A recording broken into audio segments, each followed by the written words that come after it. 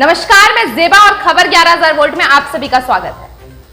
अफगानिस्तान जहां के लोग भारत जैसी आजादी के लिए तरस रहे हैं, अफगानिस्तान से अमेरिकी सेना अभी पूरी तरह से लौटी भी नहीं थी कि वहां तेजी से तालिबान एक बार फिर से कब्जा करने लगा और अफगानिस्तान के सैनिक अपने अपने हथियार सरेंडर करके अपनी जान बचाने के लिए अपने परिवारों के साथ आसपास के देशों में भाग रहे हैं। पिछले एक हफ्ते में तालिबान खुद को अफगानिस्तान में काफी हद तक फैला चुका है। एक के बाद एक डिस्ट्रिक्ट अब तालिबान के कब्जे में जा रहे हैं। इस आतंकवाद संगठन का विस्तार वहां के लगभग 85% इलाकों में हो चुका है। अफगानिस्तान में कुल 398 जिले हैं, जिनमें से 193 में तालिबान का कब्जा हो चुका है। 130 जिलों में तालिबान और अफगानिस्तान सेना के बीच इस समय लड़ाई चल रही है और केवल 75 जिलों पर ही वहां की सरकार का नियंत्रण रह गया है और आने वाले दिनों में अफगानिस्तान के और भी जिले तालिबान के कब्जे में आने वाले हैं। आपको बता दें कि अफगानिस्तान की स्थिति गंभीर होती जा रही है क्योंकि तालिबान बहुत ही तेजी से अफगानिस्तान में कब्जा कर रहा है। बताया जाता है कि 20 वर्ष पहले तालिबान इतना मजबूत नहीं था जितना अब होता है और यह भारत के लिए बहुत बुरी खबर है।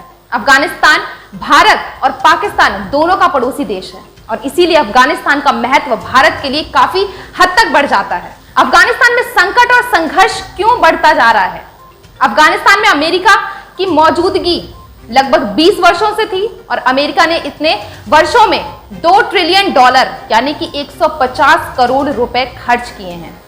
इनमें से ज्यादातर पैसा तालिबान के खिलाफ युद्ध पर खर्च किए गए हैं और काफी पैसा अफगानिस्तान की सरकार को भी दिया गया, लेकिन फिर अमेरिका ने एग्जिट प्लान बनाकर खुद को निकालना शुरू कर दिया। अमेरिका की तरफ से इस पर दोहा में तालिबान के साथ शांति समझौते पर हस्ताक्षर हुए और समझौते में उसकी एक बड़ी शर्त थी और वह शर्त यह थी कि तालिबान अल-कायदा या किसी दूसरे आतंकवादी संगठन को नियंत्रण वाले इलाकों में ऑपरेट करने की अनुमति नहीं देगा। यानी अमेरिका ने सिर्फ अपने बारे में सोचा और उसने अफगानिस्तान से बाहर निकलने की योजना पर काम करना शुरू कर दिया। इससे यह पता चलता है कि अमेरिका इस समझौते के दौरान जरूर सुनिश्चित करता कि उसके अफगानिस्तान से जाने के बाद तालिबान हिंसक संघर्ष में उलझेगा नहीं, वहां के लोगों की हत्याएं नहीं होंगी और तालिबान वहां के लोगों को परेशान नहीं करेगा। आज ये समझाना बहुत जरूरी है कि अमेरिकी सेना की वापसी और तालिबान के बढ़ते प्रभाव का अब भारत पर क्या असर पड़ेगा। भारत के लिए दो बड़ी चुनौतियां हैं। पहली, आतंकवाद। अफगानिस्तान अगर तालिबान के नियंत्रण आ गया तो भारत के लिए आतंकवाद सबसे बड़ी चुनौती होगी और स्थितियां पाकिस्तान के पक्ष में जाएंगी क्योंकि पाकिस्तान जानता है कि तालिबान जम्मू कश्मीर में आतंकवाद को मजबूत करने के लिए उसकी मदद कर रहा है और आगे भी करता रहेगा। कंधार हाईजैक इसका सबसे बड़ा उदाहरण है।